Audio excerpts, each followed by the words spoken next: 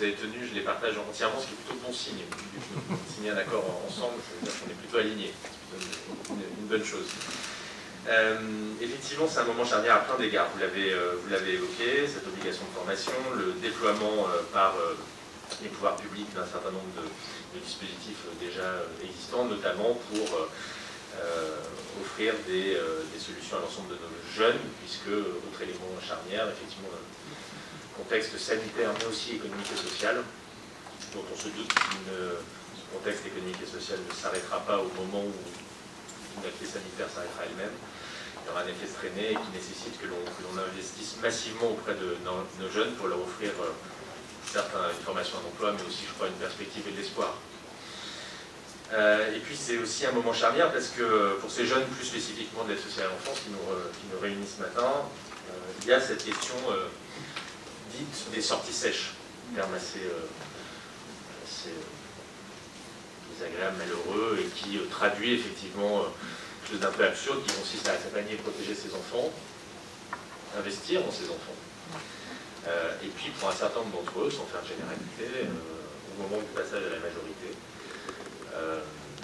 les laisser de côté. Alors certains ne le souhaitent pas, vous l'avez évoqué Madame la Directrice, c'est quand même une infime minorité, hein, ceux qui refusent de continuer à être accompagnés par l'institution, mais effectivement pour un certain nombre d'entre eux qui sont dans l'institution depuis parfois leur naissance, il peut y avoir une mise à distance souhaitée de leur part, voire souhaitable.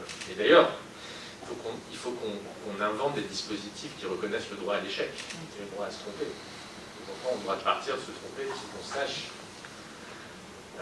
les recueillir et les accompagner de nous. Et ce qui nous réussit aujourd'hui, je trouve est assez symptomatique d'un certain nombre de choses. Effectivement, de la façon dont nous pouvons coopérer État et collectivités locales.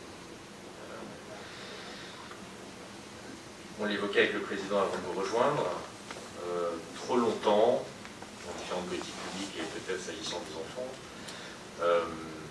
on a eu tendance à demander aux enfants, aux bénéficiaires, de s'adapter à nos dispositifs, de se coordonner ou de coordonner nos services aux uns et aux autres qui étaient incapables de le faire eux-mêmes. Je pense qu'on retrouve très bien dans le champ du handicap aussi. Et nous devons effectivement admettre, reconnaître, consacrer le fait que la vie d'un enfant ne suit pas notre organisation administrative et politique. Que quand il va à l'école, quand il y a des problématiques de santé, quand il est hébergé, il ne se pose pas la question de savoir si c'est Trucmuche ou Tartampion, l'État ou le département qui en a à charge. Voilà, la vie d'un enfant, c'est la vie d'un enfant. Et c'est à nous de nous organiser autour de sa vie. Et de faire en sorte que ça soit le plus transparent pour lui possible. Et donc il y a beaucoup, vous l'avez évoqué, les uns et les autres, questions de coopération et de coordination. Et je trouve effectivement que ce qui est mis en place au sein, dans le cadre des missions locales, indépendamment même des accords que nous passons et des dispositifs que nous mettons en place, sont assez symptomatiques de cela. Quand on regarde les gens autour de la table, quand on regarde les modes de financement, d'avoir 70% du financement des missions locales ici est assuré par l'État, je permets aux représentants de l'État de le dire. Bon. C'est donc vertueux.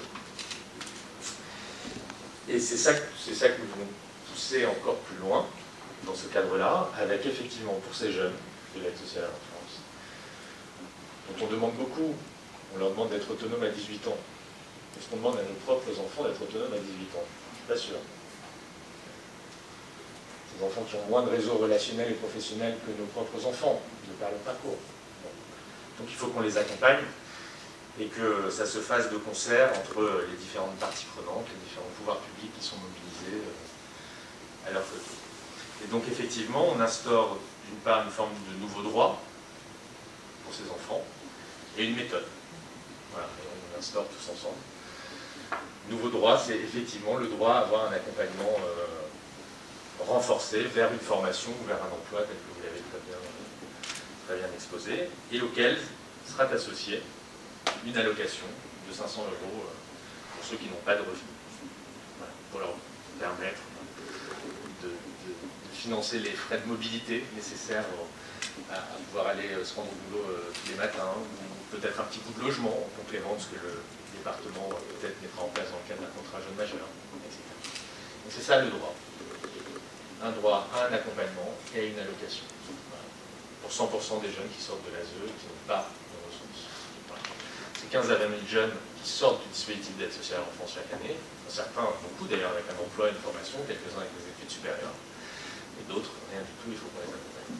Et puis c'est une méthode, ce qui est l'objet du contrat que nous avons, de la convention que nous avons signée il y a cela 2 mois, cette fameuse démarche de l'aller vers, hein, c'est-à-dire ne pas penser que ces jeunes viendront tout seuls franchir les portes ici, iront tout seuls sur un site internet, ne pas penser que les travailleurs sociaux connaissent l'intégralité des dispositifs que nous avons mis en place depuis de nombreuses années, pour efficaces et formidables qu'ils soient, mais bien d'aller vers ces jeunes-là.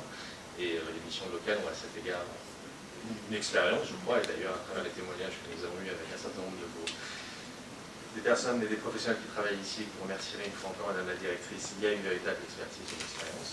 Et